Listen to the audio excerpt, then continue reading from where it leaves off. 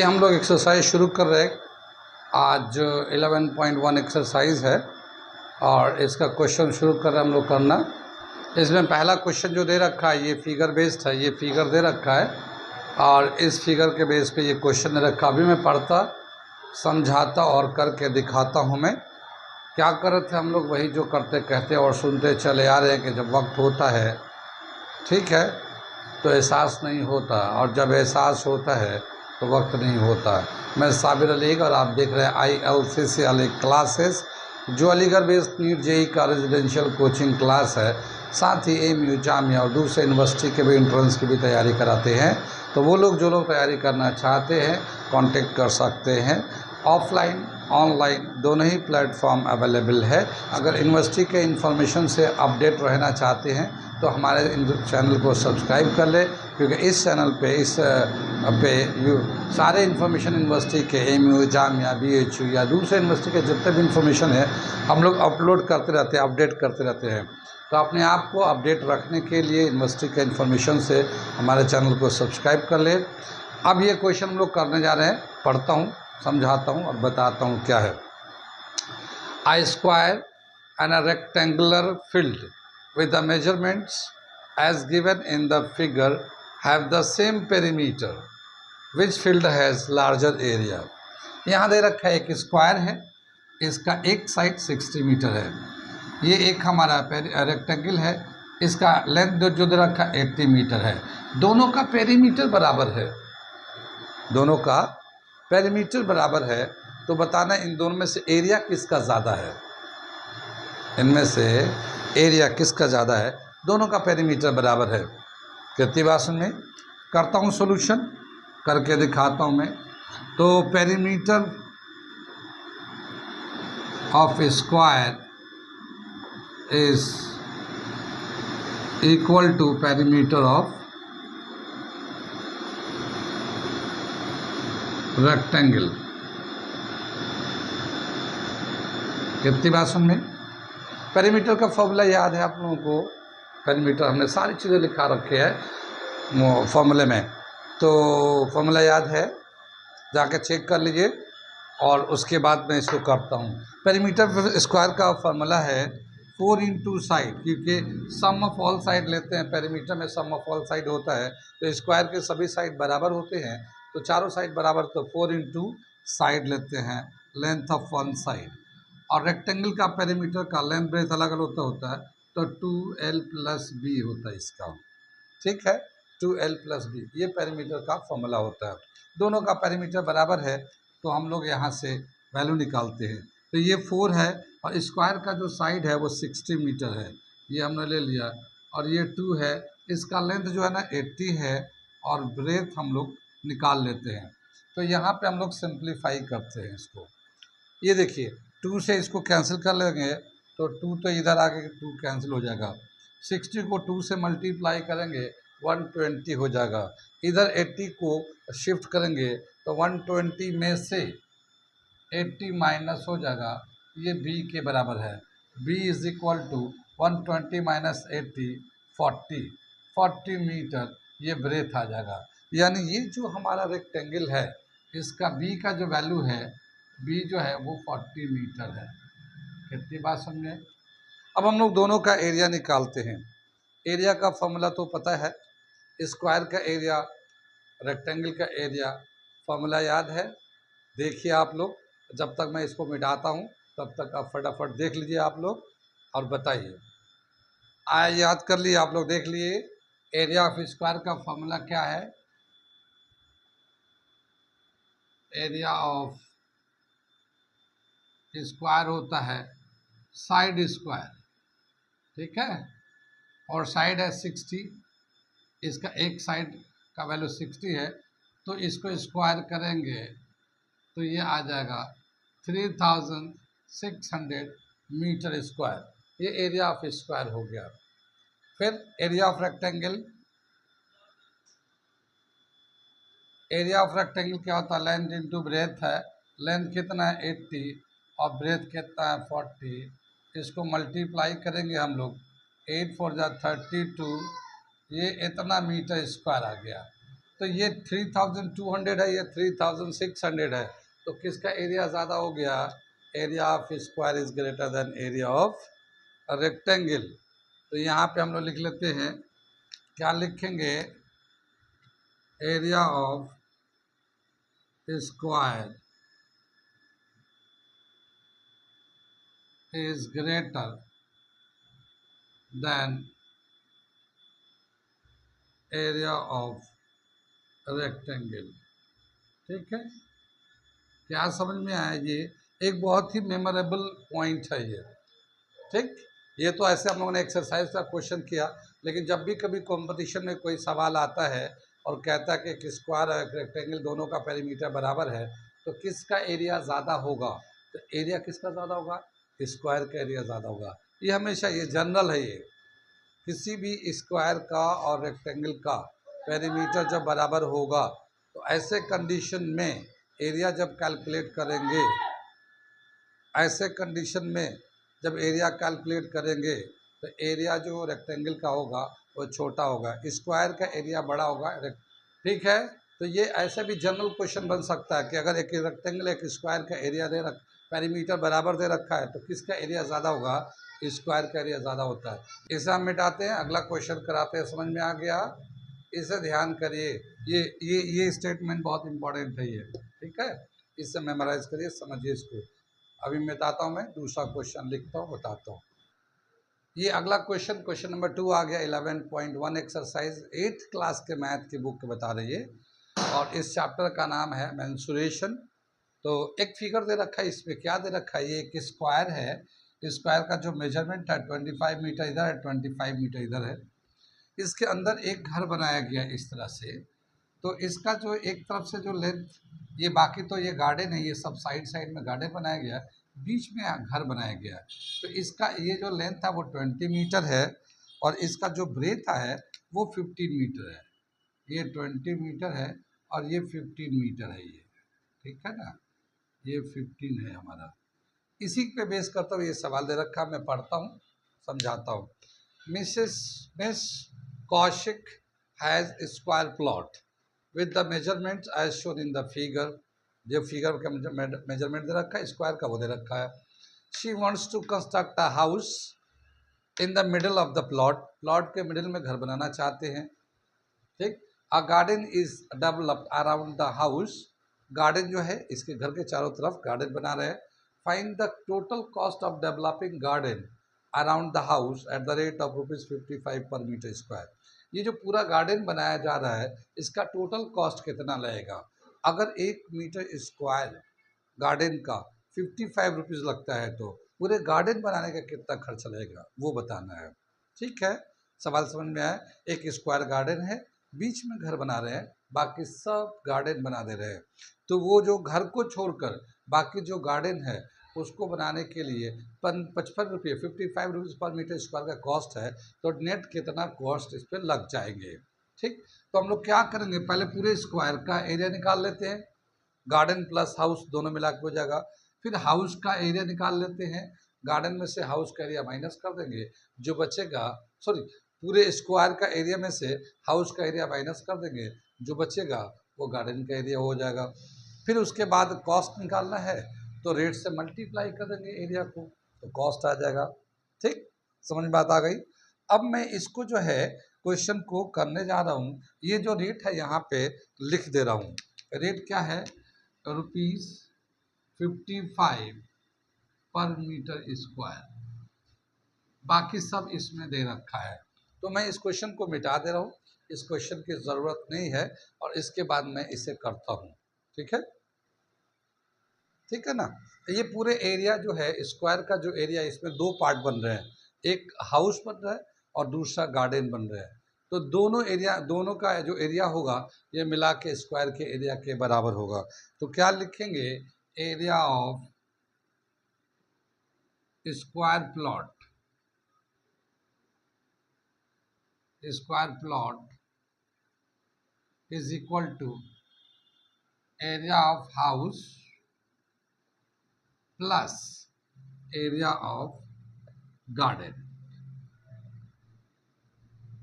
ये आ जाएगा हमारा, दोनों को मिला के।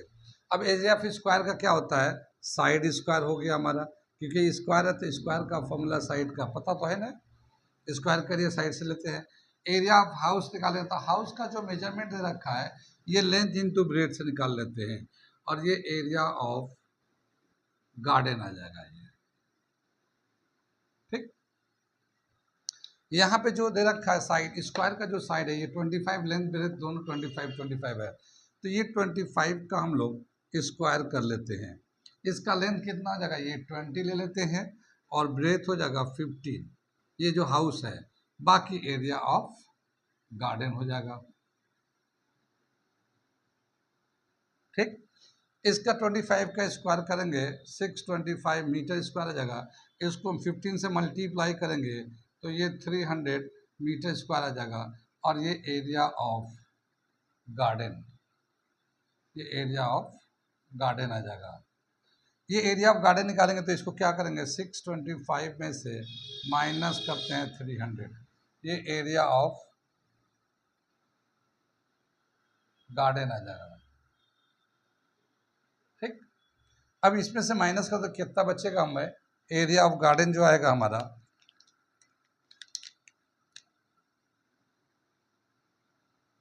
एरिया ऑफ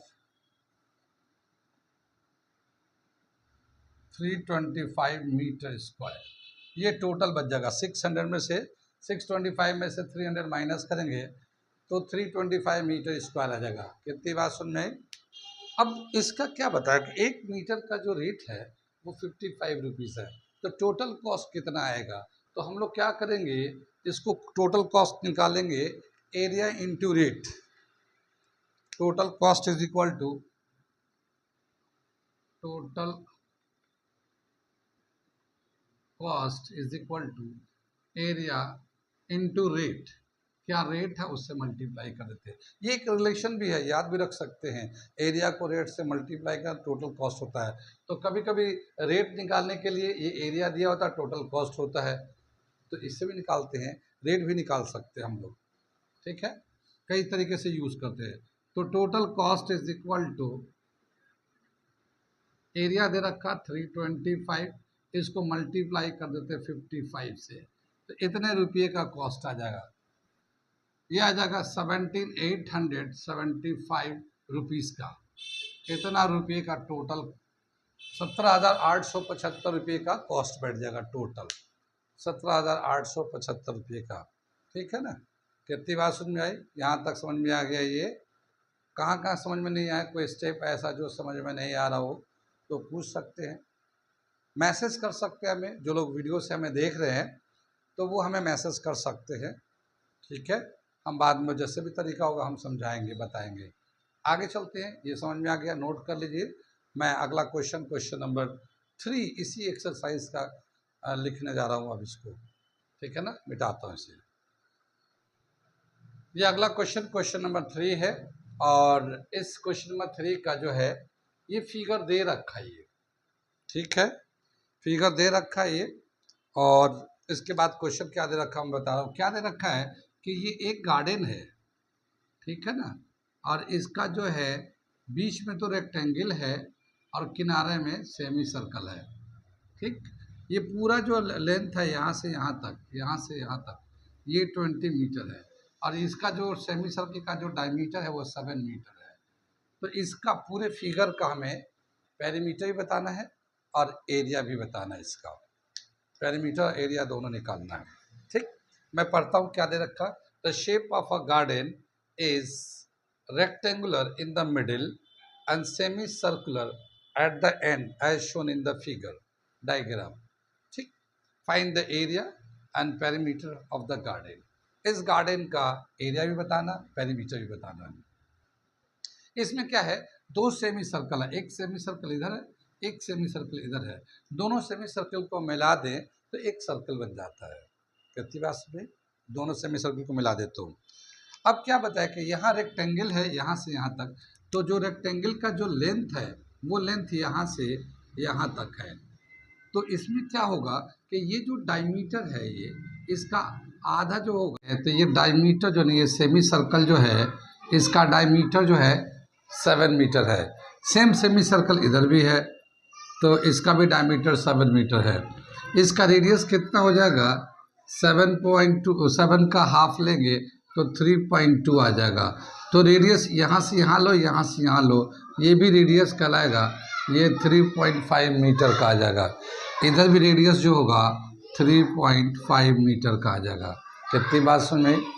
तो लेंथ ऑफ रेक्टेंगुलर फील्ड कितना बचेगा, यहाँ पे जो लेंथ ऑफ रेक्टेंगुलर फील्ड कितना बचेगा, 3.5 तो इधर से कम हो जाएगा और 3.5 इधर, यानी टोटल 7 कम हो जाएंगे।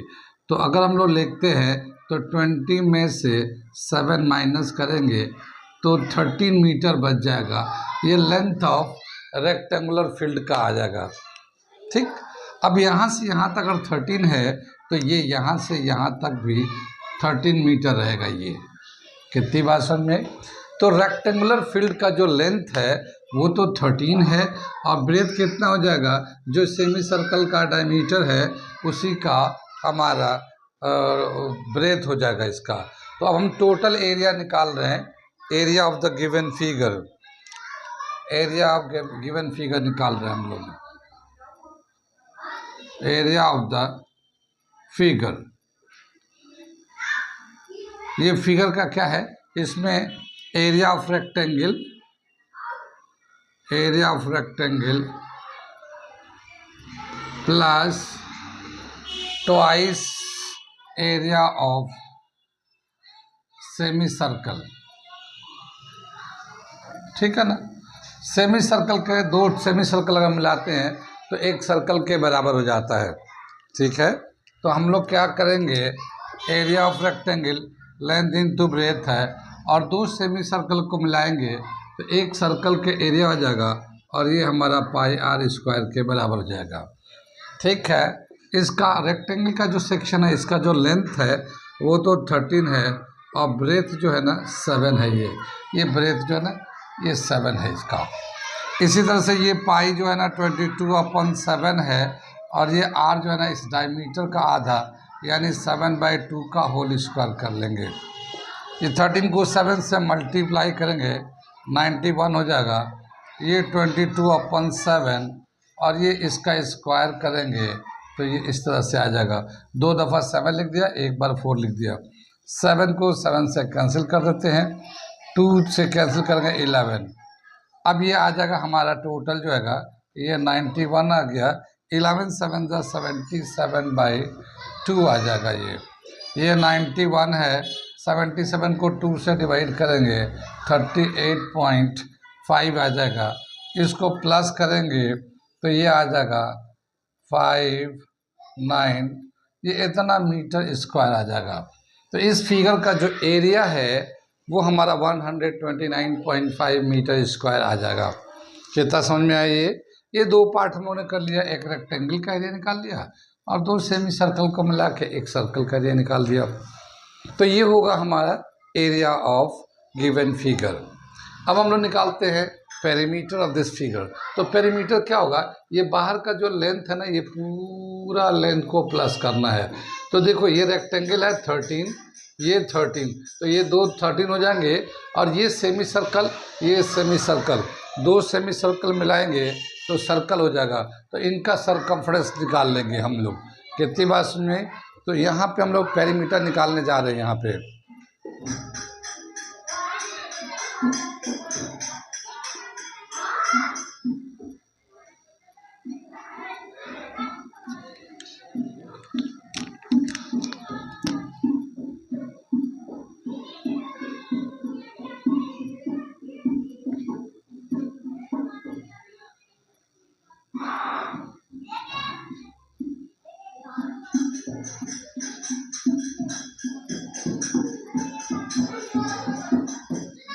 ठीक है, ये बताया कि ये 13 ये था, 13 ये, दोनों को 13 को 2 दफ़ा कर लेते हैं और ये सेमी सर्कल का दो semi circle 2 into circumference of semi circle, ये हमने लिख दिया। इसको अगर हम लोग करते हैं तो ये 26 आ जाएगा और ये 2 सरकमफ्रेंस ऑफ सेमी सर्कल, तो हम लोग सरकमफ्रेंस ऑफ सर्कल लिख देते हैं, सरकमफ्रेंस ऑफ सर्कल। ठीक है, 26 आ गया और सर्कल का सरकमफ्रेंस आता है पाई इंटू 2 पाई आर भी होता है, पाई इंटू डी भी होता है। हम लोग पाई इंटू डी लेते हैं, यहाँ डायमीटर दे रखा है तो पाई इंटू डी भी सरकमफ्रेंस के बराबर होता है। 26 पाई है 22/7 और डायमीटर है 7, 7 से 7 कैंसिल हो जाएगा। 26 + 22 48 मीटर। तो ये हमारा आ जाएगा perimeter of the given figure. कहाँ तक समझ में आया? आ रहा सब समझ में? ठीक है, तो नोट कर लीजिए, समझ में आ गया तो। और बाकी इसके बाद हम करेंगे अगले क्लास में। आज यहीं पे रहने देते हैं, ठीक है।